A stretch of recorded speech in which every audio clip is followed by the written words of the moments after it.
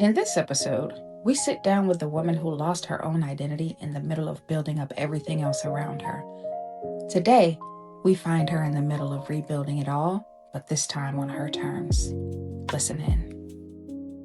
Hey, everybody. Welcome to today's episode of The Permission Slip. I am your host, Nicole Morris. I am the author of the amazingly groundbreaking book, It's Not Me, It's You. I am the founder of Labels Be Gone, where the purpose of both Labels Be Gone and It's Not Me, It's You is to tell people my story about how I spent so much of my life allowing other people's expectations, other people's needs to cloud who I thought I was, so much so that when I looked in the mirror, it was not my reflection that I saw, it was everybody else's expectations. Hence the book title, It's Not Me, It's You. Take their labels off.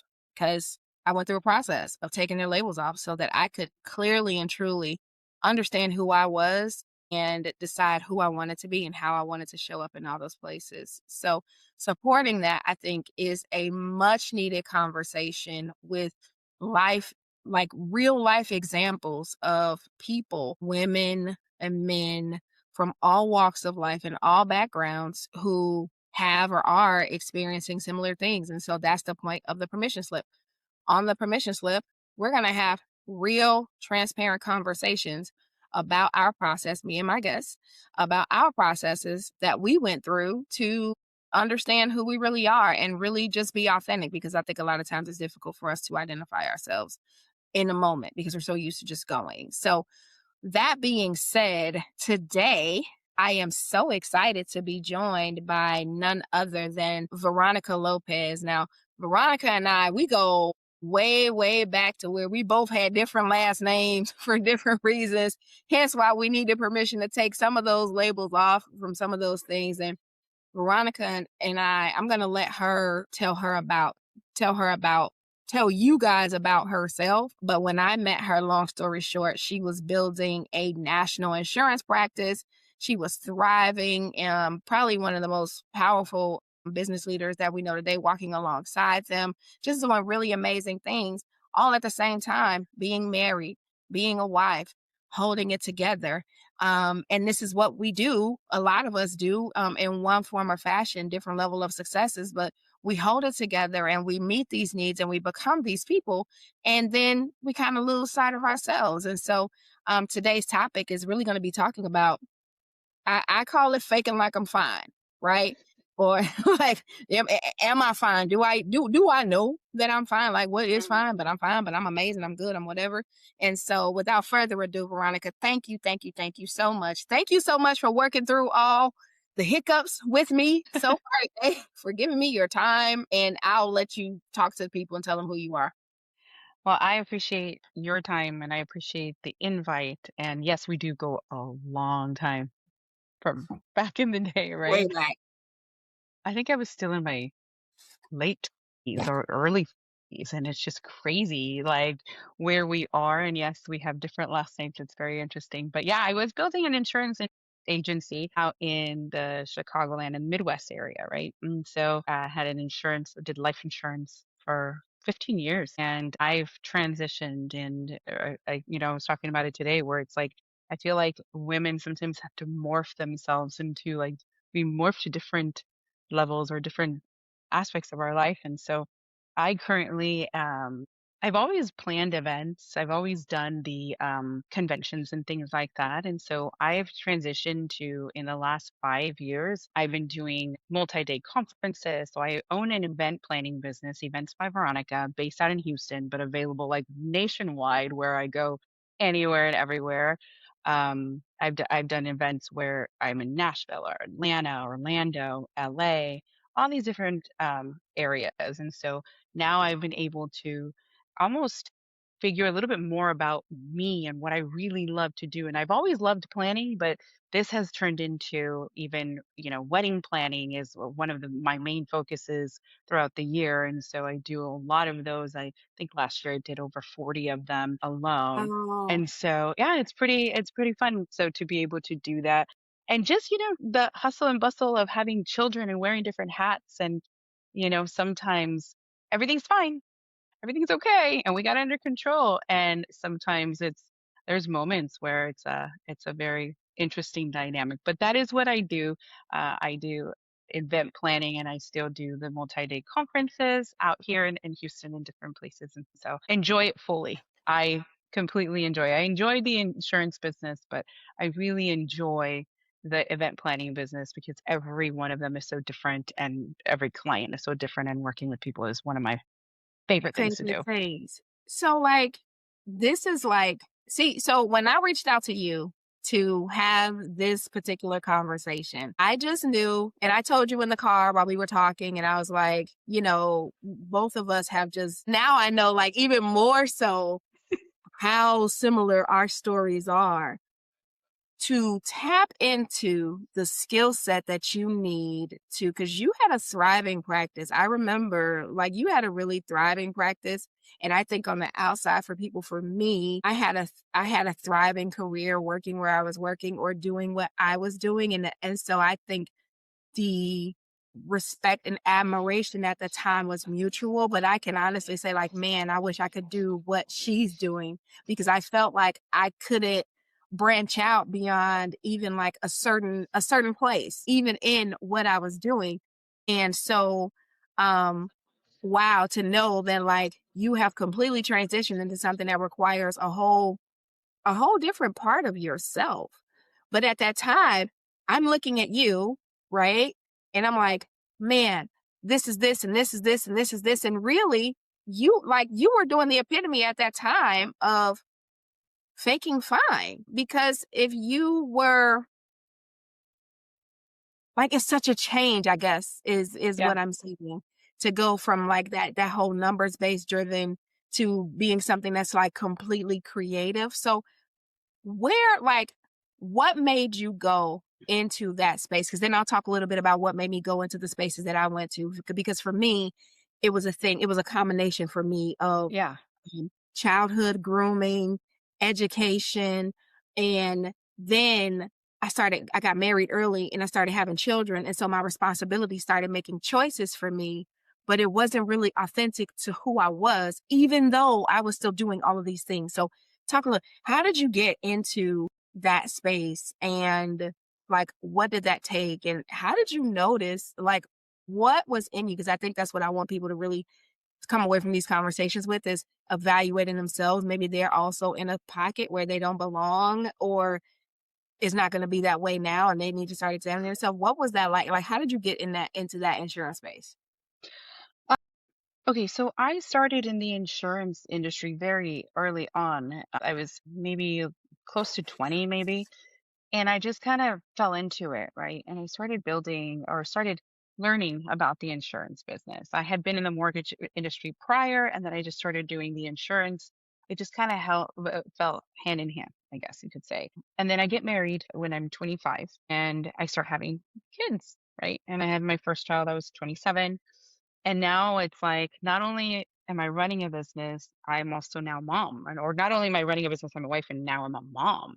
Mm, And so it was great to be able to have some kind of flexibility. I ended up having 2 kids before the age of 30, and a third one later on, and, you know, but mm, having 2 kids and them growing in with like, it was like we were both growing at the same time, growing the business and growing, family and all that good stuff, and so wearing those hats. And in that same realm of the insurance industry, we have to hold a lot of conferences, hold a lot of trainings, hold a lot of, plan and prepare different things. And so I naturally fell into the planning and aspect.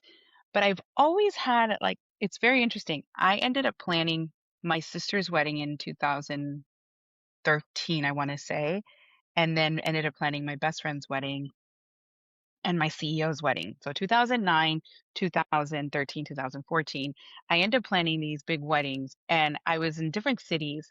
Um, and I just fell in love with planning and doing that side of things, right? And so um, you fast forward, we go through COVID, we go through all of these changes. Like, I mean, I ended up, I mean, when you have children, sometimes the weight gain, all that stuff, right? at All the 37. all the Yeah, amazing. all of the Oh, above. I mean, postpartum hit me. I didn't even realize I was going through postpartum, but postpartum hit me, all of that mhm. stuff. But I think it wasn't until, it's interesting that you say about childhood.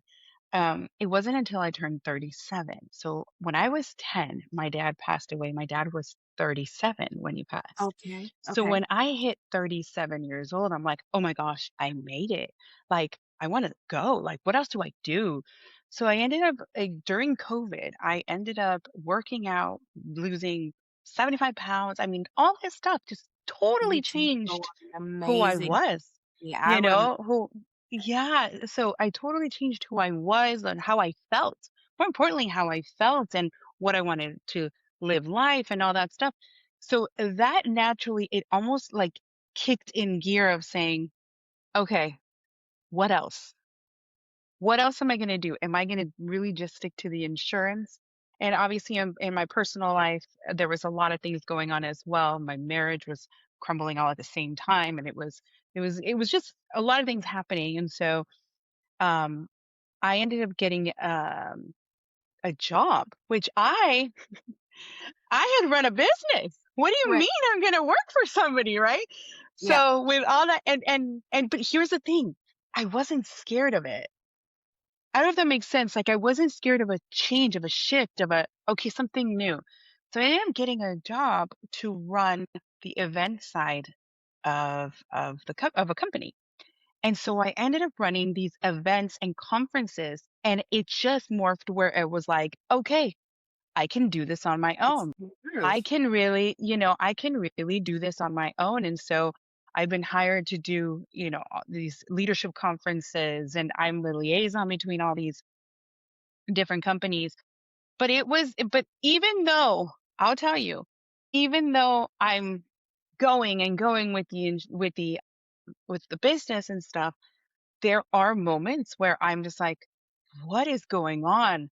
Shifts in hormones and body and the whole nine. And you're just like, what is going on? And that has affected a lot of my mental state, to be Right, honest with you. and even so, right, because we have these I have a few people who I've known like you for a long time, and whenever we talk, it's like we pick back up where we were before, and we always had transparent conversations about how we were really feeling. We were Yeah. always able to connect on that thing. And so going back, you kind of you listed a few things, right, that I think people can identify with. You said I was a mom, then I was a wife, and then I was an entrepreneur. And falling naturally into those things almost made you like a taskmaster, right? Yes. Where you could compartmentalize your emotions. And so talk to me a little bit about why were you fine, right? Like you were fine, but it wasn't excuse me. No, Yeah. getting over a cold. But you weren't authentically being yourself, but you were No. still fine. And did you even notice it in the moment that you weren't authentically being yourself? It was just like, I'm getting through. So, what was that like? Because there was obviously a disconnect somewhere because a switch flipped for you somewhere. Yeah. I honestly, I think at the core, I've always been me, of who I am with my heart and all that stuff. At the core, I don't think that has changed. But I think on who I had to be for so many, it was like I was leader, I was this, I was mom, I was, and taken care of. And it felt like what I could do beforehand, where it was like I compartmentalized, or I always reminded myself, it's going to be okay. Everything, it's going to work out. Like it's almost like I had to say that, and I had to believe it to keep moving forward, to keep moving on. What's next? And it's always the That's what's next good. and what's next. And Good. Like you so, had to believe it because what would yeah, have happened? What would have happened if if you did it, if you stopped? it's a crumble. I would have not been able, I would have crumbled. I would have completely, um, I don't know. I wouldn't be able to function if I didn't remind myself that things were okay. and the emotional side of things, because naturally I am a very emotional person and sometimes even reactive. So I have to take a step back and just kind of go, okay, what is this happening? What is, and process things, right? And now I realize it, but in those moments, that's not what I realized who I was. It was just go, go, go because you had to. Like Yeah. you can't not change a diaper. You can't not feed the kid. You can't like step away for if you don't have a system running for a business, you can't step away the way that you want to and have the business run by itself. You have to constantly be. Be And on. it's always a phone, right? Like everybody always needs you. Right. Yeah. So it's always on. And so who takes care of the one who takes care of other people? So Yep. that also I let myself go where it was like I wasn't necessarily taking care of me. I was taking care of everyone and everything else that needed to be taken care of in my eyes. Like if Is I didn't that do what it, excuse me. So in saying that, is that what made it feel like though everything was fine? Because I remember there was a part, right? So, because I think what you just described, and I think what I lived for a long time, I was so disconnected from myself because I attached my perception of everything is fine to how everybody else around me was doing, everybody else that I was responsible for. So if the bills were paid, then I was fine. If yeah, my children were happy, then I was fine. My husband at the time he was just kind of there. Like he was part of the pieces that I moved in order to make sure that everything was fine. So he was like an afterthought in terms of if he was okay, then I was fine. But it was like, as long as we weren't fighting, that's the way to say it. As long as he and I weren't fighting, then we hmm were fine. As long as my mom was okay, or as long as I have a little sister. As long as my sister was okay, then I was fine. And nowhere at the consciousness of any of those considerations did I think about me, right. except that I was propping up what everybody else needed from me. And then the weight gain, right? And then, because I'm an afterthought, even in my own story. Yeah, that is 100% how it is. You think of everybody else, and as long as everyone else is okay, then I'm good. Okay. And you can, and again, I'm going to go back to that. It's the convincing of like you subconsciously convince yourself that, okay, everyone else is okay. All right, I'm all right. And I'm not the only one. I mean, you can see both of us here. I think a lot of women go through this part. Yep. I watched my mother go through this part, after my father died and everything. It was she with 4 kids. And, where now at 70, she is taking care of herself. And I'm so proud of her for doing that. No way. So my mom is Yeah. like, literally, I was talking to my mom today, and my dad was around, but he, was a drug addict. I talk about this in the book. And Yeah. so, he went and was just off into what he was off into. And I'm so grateful that my mother just decided, she was like, this is not going to be ours or my children's like future. And so I'm just Yeah. going to go do something. But part of my mom, and you can tell me if this is true for your mom, I know, but part of my mom was her smushing herself down and her never actually having dealt with her childhood trauma and the stuff that happened to her.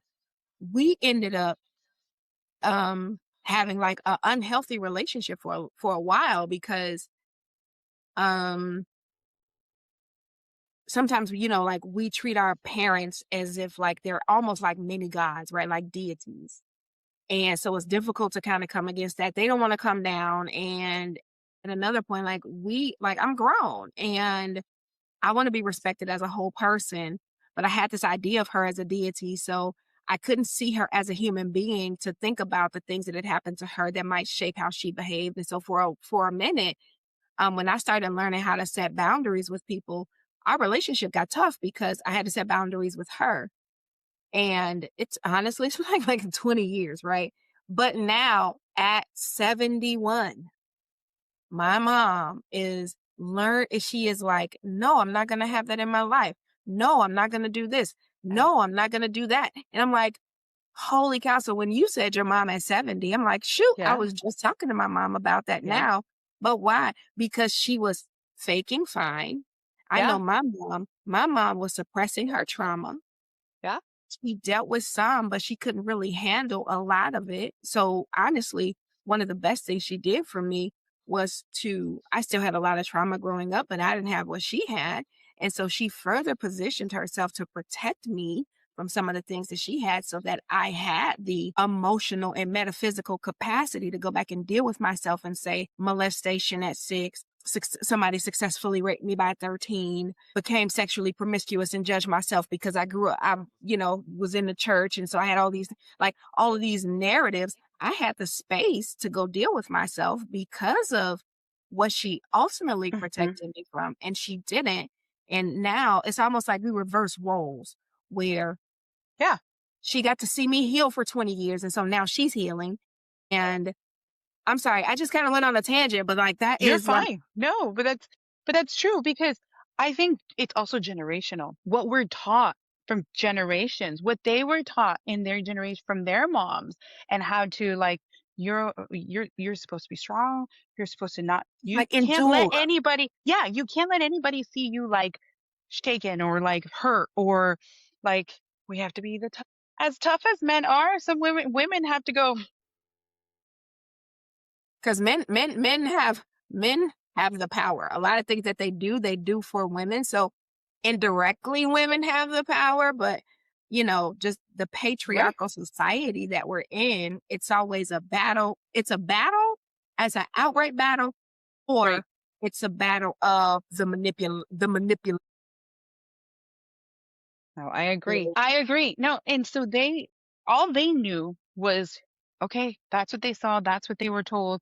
You have to sit this way, do this way, da da da. And you know what I mean? And so I think they passed that on to us where these generations, I have two girls. I have a son and I have two girls, all right? And so just what they're exposed to, all of my children, Yeah. and I think your children are a little bit older than mine, but even the difference between their exposure and my kids' exposure is completely different. And so I think nowadays we're talking more about our mental state, our feelings, our where before it was like, no, you got to keep going. And you You got to and you keep, just endure.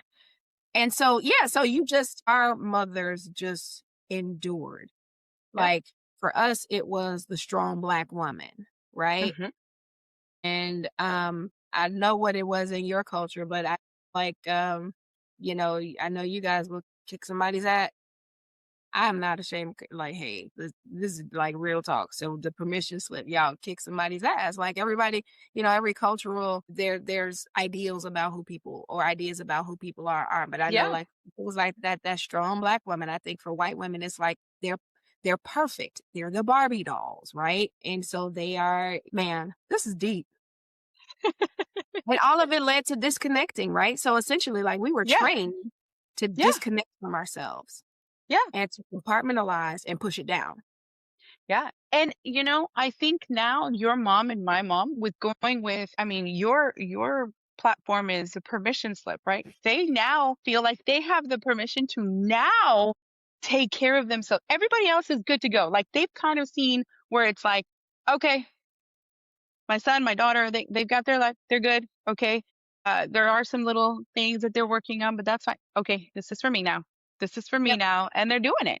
And Yep. God bless them. And I respect it. I love it. I'm so proud of my mom even realizing and setting boundaries. It's crazy. She sets boundaries now, and she realizes stuff. And I'm just like, yes, It's not as much fighting, right? Well, I know for me and my mom, we would go at it, right? So, my mom and I always had a really good, relationship. I'm the oldest daughter, so it's like it just, like we've always had a good. But I also have a very big personality, and my mom's more like, "Hey, so calm y'all got, down. It's okay." Yeah, so she's more like that. But then I have a sister as well, and so we all have such different personalities. But yes, like that is what they're doing. So I'm learning from her. Needless to say, like I'm learning from her and going, okay, I'm in my 40s. If my mom at 70 is taking care of herself, what do I need to do? what needs to happen, what, Yep. just Yep. learning from what she did. Could she have done it sooner? Would she have done it sooner if she had the ability to, or the know-how, or all that stuff? And so now it's more like looking inward and going, okay, Veronica, what do you need to do to take care of you And you have with that. everything else going on as well? Let me ask you something. Would you do anything like knowing what you know now? Would you do anything different over the last 15, 20 years? No, Why I not? don't regret, because I don't regret. I think in the moment that I made decisions for myself, I felt those were the best decisions for me. Yep. And if I had not made those decisions, I wouldn't have learned it, even if they were not the best, or maybe I should have done it a little differently, or what have you. Had I not made those decisions, I don't think that I would have learned the lessons I learned, or had created who I am now. So Mhm. no, I don't regret any. I don't think I would have done anything differently. Could there have been little things like here and there and stuff? Yeah, great. But I don't think I would, as a whole, I don't think I really would have done anything differently. I could have made better decisions when probably didn't, like, there was a doubt. Yep.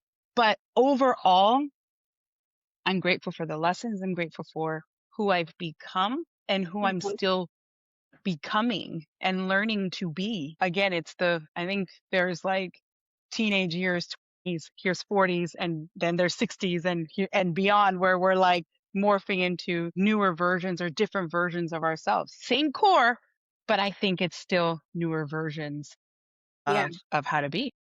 Yeah. I always say, like, I think that I get better with time. And so I don't mind like celebrating my birthday. I don't mind. Like I feel like getting older is a privilege that everybody is not afforded. Yeah.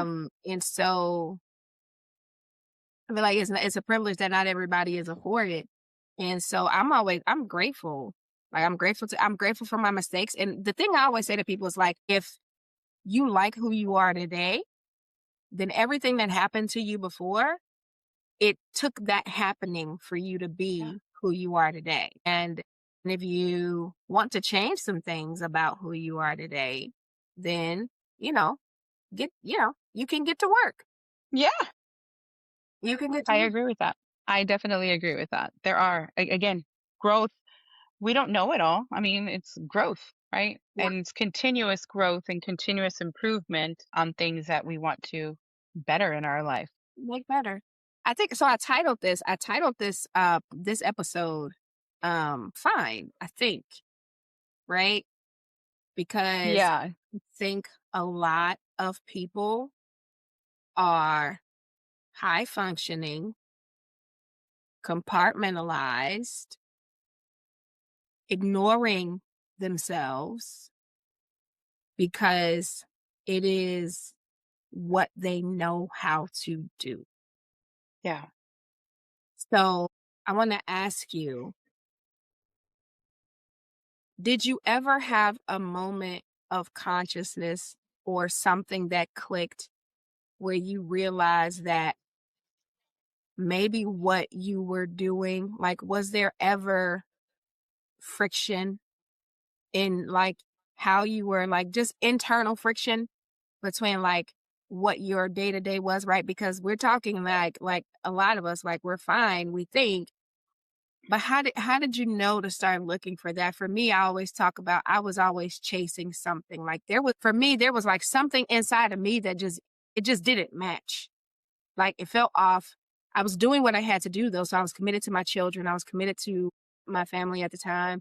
I was committed to all those things, but there was just still something I was seeking out. Like I didn't feel oneness. And it wasn't like just a one event thing that happened. It was over time. I was constantly seeking something. Do you have a similar experience, or did you have kind of just one event that's like, you know what, maybe I should go in this different direction? Like you said, you were in postpartum, you like listed these things. So like, how did your consciousness about, okay, your definition of fine, how did that change? I don't think it was one event. I think it really did happen over time. One of the things that you had sent me was like the disconnection. And I felt very disconnected. I still was doing what I had to do and being mom and everything. And this more recently going through the separation, going through and my kids were little, like I have a what was it? 22, so 4 years ago, let's just say, about 4 years ago. My youngest was 3 and my others were 10 and 12, and I was still being mom, but how do I parent my soon to be teenagers? How do I parent? But it was a disconnect of like just literally going through motions and not, I don't know, just being alone. Like when silence is deafening, Mm-hmm. like just being here home by myself, no noise, no nothing, no kids. And I don't know, it's hard. Those moments of like I don't know. It just happened over time and I'm trying to like explain to you, but even going back to those It's moments, it's difficult. hard. How how did you find the courage to change it? I think I still dig for the courage to keep changing, to keep getting out. Do you know what I mean? Like, I Yeah. don't think it's something that, well, I got out of it. I think I'm still going through that to, show up. Show up for me, show up. I mean, for me, it's like a workout in the morning is important, like show up for yourself, right? My kids' activities are important. Show up for that. Like just that. I will tell you with so many changes, I ended up learning what an anxiety attack was and how panic attacks, like I had never in my life experienced anything like that. Had no clue. And here's the thing. Let me rephrase that. I think back when I was younger, I did, but I didn't realize what it was. Does that make sense? Like a panic attack, Yeah. like the way that We, you're like, we we're talk this whole time we're talking about unconsciously living and just picking up the pieces and yeah, going anyway. So no, yeah, I absolutely no. I don't think I've ever experienced one, but I have experienced a lot of other things that started with yeah, me just I'm going anyway. yeah. And I'll tell you, like anxiety attack to where it paralyzes you, like you can't move. That's happened to me a handful of times, and just I think for me it's realizing, okay, this is a new thing for me. How do I manage it? What are my triggers? How do I back off of it? And I'm still learning how to cope with You're that. And still giving yourself yeah, permission that's right. to not have to have it all together. Yeah. 'Cause Yeah. that's what that comes from. My story with that anyway is that when I gave myself permission, actually, you know what? It was 2 things that happened for me. My current husband challenged me, right? He held me accountable for me, and nobody had ever done that before. I had been everybody's answer for my Max. adult life, and my current husband was the first one to come in and be like, "You are not taking care of yourself, and I have a problem with you for not taking care of yourself." And so I got in trouble. He's the only person, but he's the only man probably on the planet that I could get in trouble with. My dad is deceased. And even then my dad didn't raise me. So, I'd be looking at him like, yeah, okay, whatever. Um, but my husband is the one, but it's because of the way how transformatively he loved me and held me accountable to me. But before that, that that didn't exist. That didn't exist for me. It just was like, Yeah. I'm just gonna go through, and I thought the strength was a virtue. And I'm not saying that it's not a virtue, but it is not the only virtue. It's not the only virtue. Mm-mm. I agree with you. Yeah. I agree with you 100%. 100%. And it's true because we are strong.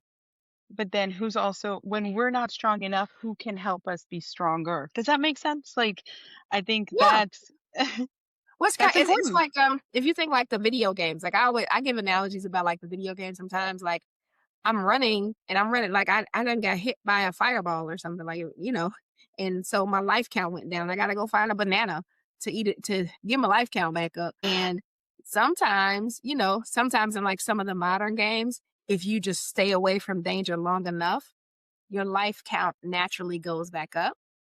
Sometimes you can go back out and find a supply kit, right? That's right. Sometimes you can go and touch a friend or touch one of your comrades and they can give you life. And I think that is very true for how we are today. Yeah. And you have to know, but it starts with like that self-awareness. It starts with that self-awareness. It starts with being okay, not being okay. It Yeah. starts with, and sometimes like even for some people who have become so dependent on my strength, I had to, and I'm saying this because I know a lot of people are going to have to do the same thing if they go down this journey. I had to force my, I had to force my vulnerability down their throat. And I had to go, I am hurting. And right now, I need me more than you need me. And so it was almost like a battle over me. It was a battle for me. Like it was a battle over me with those people for whom, number one, well, I tricked myself, right? Like you said, like we trained ourselves. I thought I Yeah. was strong. I taught them to be codependent on my strength. And now I'm over here and they're looking at me like, wait a minute, girl, like you're the one that hold it all together. Like, hold on, no, I need you to be an answer. And I'm like, bro, like Mm-hmm. I'm bleeding out over here. And so I'm gonna have to stop it. And so I'm saying that to some people because like if this is work that you decide to do with really exploring that little voice, because I think it's a voice inside, 'cause that's really where I want to get into. Like how, for me, I just was always chasing some things. Like I was doing enough, right? So I, taking care of the family, growing in the career. I was doing those things, but then there was always something else that I was just kind of seeking out. And so for the people who want to kind of go on that journey of the authentic seek and giving yourself permission. Like, no, Permission. you still got to hold it together. Like, you can't let your family fall apart. You can't but start carving out a little space for you. Pay attention to those voices. Pay attention to that, whatever that is that has you going out for more. Create healthy balances. Give yourself room to not be okay. Find the people that replenish you or the Yeah. spaces, the quietness. It's okay to carve that out and do that for yourself. Um, and then from there, so like for me, right, I turned it into this book. It's not me, it's you. Take their labels off. And it's actually going to be a series of books. And so I actually may want to pull you into the second series because the second series is going to be called, the second book is going to be called Breaking the Rules of the Roles. Love it. Mom, wife, daughter, cousins, all those things, right? And I think I want that to be kind of Mm-hmm. a collaborative effort, probably. But now, so we're dealing with the labels, right, that we've taken off from other people. Now we're going to start dealing with the roles that we play and how those affix labels to us. But for me, really giving myself permission to do that work, to fall apart, to listen to people, my husband, who was holding me accountable for not taking care of myself, gave me the space to finally create this platform and birth this book. I love it. You, you are, doing your best. So talk to us a little bit about how you transitioned out as we kind of wind up the show and leave people with some nuggets. But like, so doing this led you to where? Um, Discovering more of me, being okay with being alone, like being okay with being in a silent place.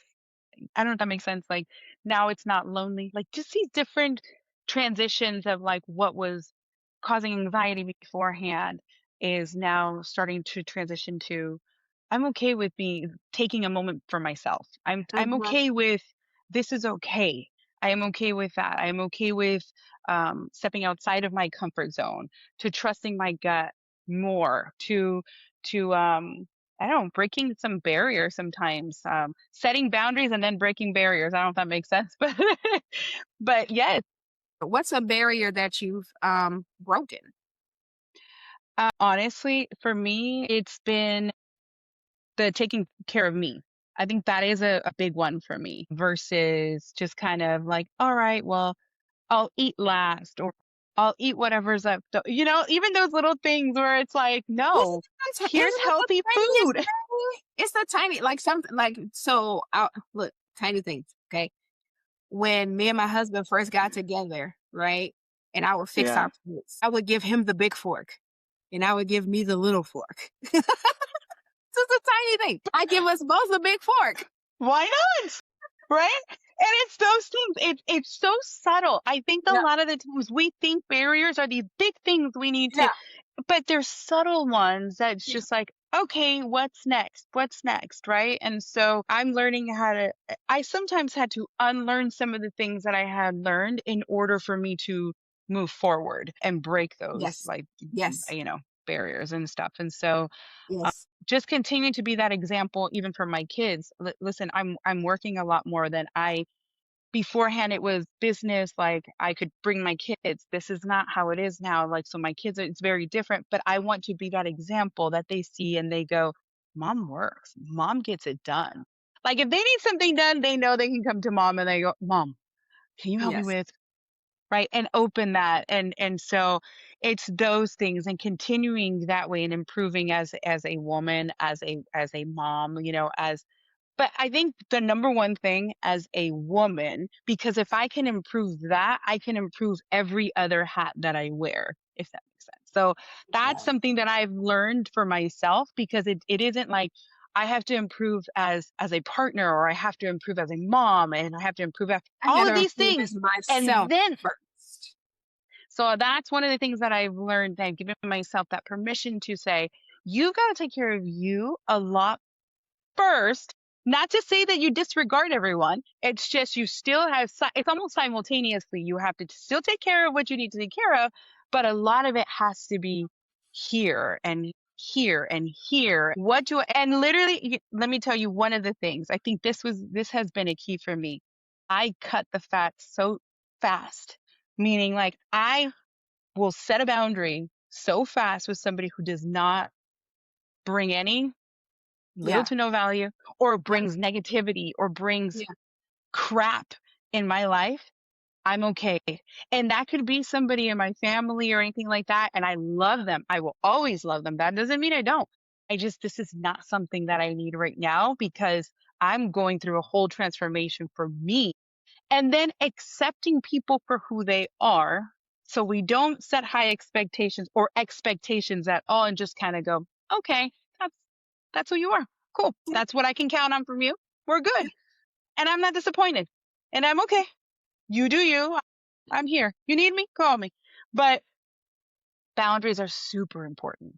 And cutting off people that don't bring positive things in life, I am A-okay with doing that. Love Look, them. not necessary, non-value add. I love it. You was like, I cut the fat. And see, you know what? That's how you pause, right? You pause to kind of clean that up. But I think that's part of I love that you said you cut the fat, right? Because I think the reality is that the difference between people who grow and people who may get stuck is that we're kind of tiptoeing around. Like one of the next episodes that I'm going to record is going to be talking about walking on eggshells. And I think the reality is we need to be able to have those real conversations because people who are growing, we are cutting the fat. And we're having those real kind of direct conversations and calling it fat behind the scenes. And we're packaging it differently because it's how the rest of the world needs to see it. But I think it's also part of the reason why we have allowed ourselves to get tricked is because we keep trying to package things the right way. So listen, girl, cut the fat, take the labels off, tell the, people go over there and count something. I think for me, it's all about like, this is why it's called the permission slip, because I remember it's like the world is professional gaslighting.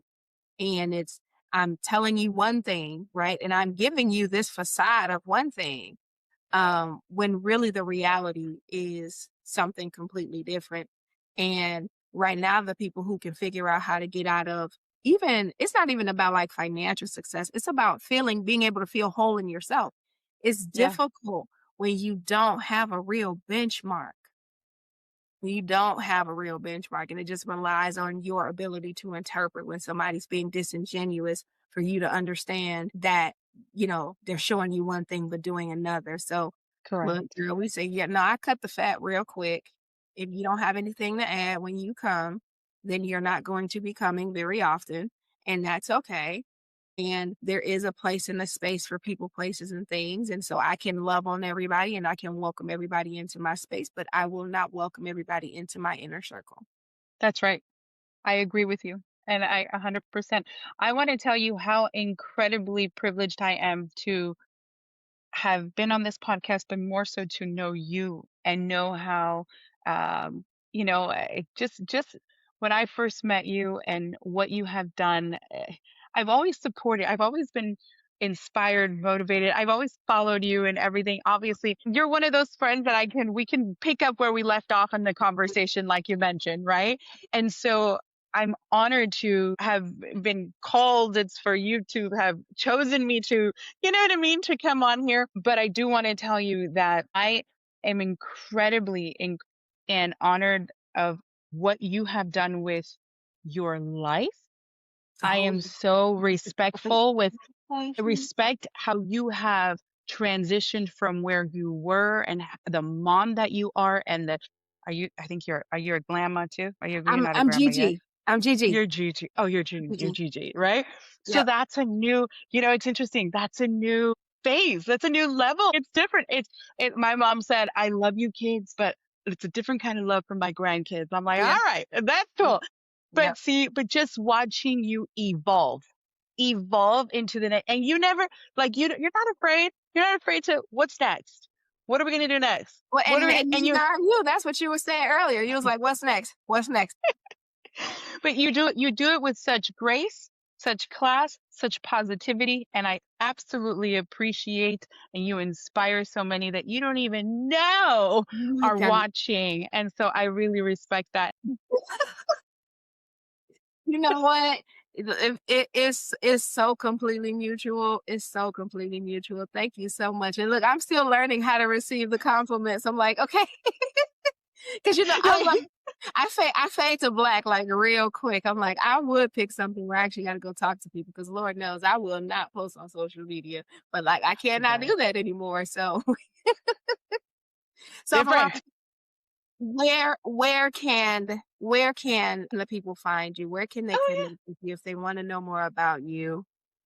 so I have my business page on Instagram. It's Events by Veronica. You can't miss it. Same as in on Facebook, Events by Veronica, as well as my website is eventsbyveronica.com. Everything is Events by Veronica. Would love to connect. I mean, with anybody listening, would love to definitely have a conversation. So that's where people can connect with me. Wonderful. Thank you. Thank you so much, everybody. And so thank you, Veronica, for being so generous with your time today, and with your compliments, with your wisdom, with your transparency, your authenticity, because again, these are raw conversations. The purpose of it, I really want people to be able to see themselves in the conversation. So I am Nicole Morris. I am the author of the currently published book, It's Not Me, It's You, Take Their Labels Off. You can see it right here behind me. You can find us on May 16th. You can order on all major platforms, Amazon, Barnes & Noble, Books A Million. Right now, you can visit us at labelsbegone.com and place an order for pre-order copy. From that, you will actually get your copy right away, but you will also get access to the ebook. You will get access to the audiobook later this year when it comes out if you order directly through me. And we're going to just keep learning and growing and giving people permission to see themselves authentically and to make a conscious choice about what labels they're wearing, which ones they want to keep, and which ones they want to do away with. Until next time, thank you so much for your time. Thank you so much for watching. And we'll talk to you guys on the next podcast. On the next episode of The Permission Slip. Well, when you spend years editing yourself before anyone asks you to, you can lose the thread of who you actually are versus who you've learned to present. Yep. And at this point,